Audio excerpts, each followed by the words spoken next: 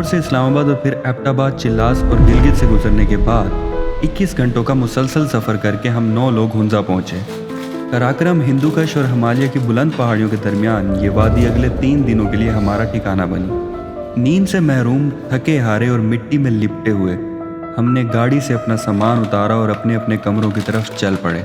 कोई बिस्तर पे गिरने के बाद फ़ौरन सो गया, कोई करवटें बदलता रहा और नाश्ते के इंतज़ार में जागता रहा, और कोई अपने सामान की चीज़ें पूरी करने में मसरूफ़ हो गया। इस वक्त तक हमारी सारी बातें भी ख़त्म हो चुकी थी। दिल कर रहा था सब अपने अपने कोनों में बस बैठे रहें। इस दौरान एक और अहम इंकिशाफ हुआ। पहाड़ों में बिजली और इंटरनेट हर वक्त मुयस्सर नहीं होते। अपनी excessive content consumption, mindless scrolling और डोपामिन इनटेक की आदत में मुब्तला हमें अपनी नई रियलिटी से वाकिफ़ होने में थोड़ा वक्त लगा। लेकिन ये किसको मालूम था कि यही रुकावटें, अपेरेंट महरूमियाँ और बेसिक एमेनिटीज़ की किल्लत ही हमें डिटॉक्स करने का बाइस बनेंगी और हमें सिखाएंगी कि माइंडफुल एग्जिस्टेंस एक गनीमत है।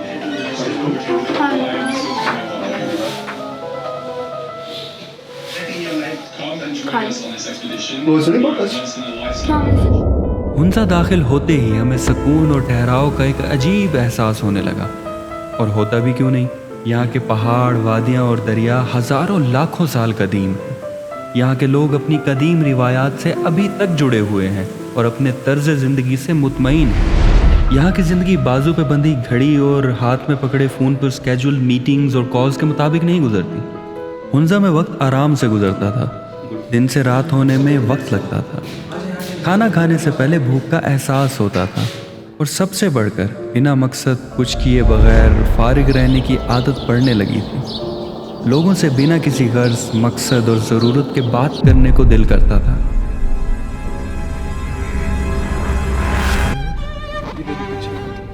इधर से हम इस साइड मुड़ जाएंगे, पहले उस साइड पर करेंगे। आपको ये सब शायद अनस्ट्रक्चर्ड मालूम होता हो, लेकिन पहाड़ों में हमें इस अनस्ट्रक्चर्ड ज़िंदगी की आदत सी हो गई थी। हर दिन नया मालूम होता था, full of opportunity, curiosity and wonder. हम किराए की होंडा 125 बाइक्स पर ईगल नेस्ट गए और वापसी पर बारिश का सामना किया। बारिश में भीगे हुए हम करीमाबाद पहुंचे और चाय के साथ आधी कच्ची फ्राइज खाई। हम अताबाद लेक गए और स्विमिंग ना आने के बावजूद लाइफ जैकेट्स के सहारे साफ नीले पानियों में जेट स्की की। खतरनाक हुसैनी ब्रिज क्रॉस किया और एक कमज़ोर हार्नेस से बंधे हुए जिप लाइन से वापस आए।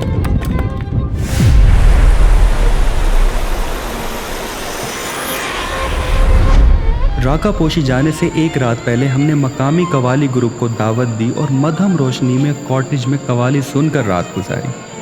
हमारे लिए हर दिन नया एक्सपीरियंस था।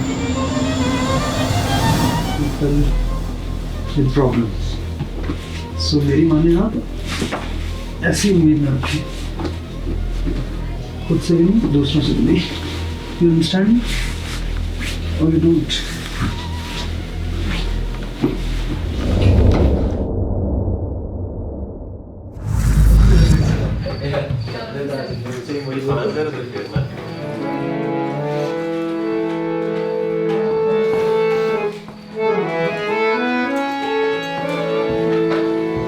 दिले उम्मीद तोड़ा है, सहारा दे के छोड़ा है किसी। मैं उन शीशागरों से पूछता हूँ, मैं उन शीशागरों से पूछता हूँ कि टूटा दिल भी जोड़ा है किसी ने। लहू दिल का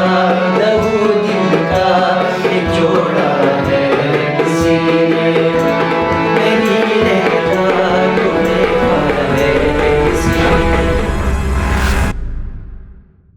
मैं आपको एक सजेशन दूंगा, कभी कभार कुछ ना करें, अपने आप को आराम करने की मोहलत दें।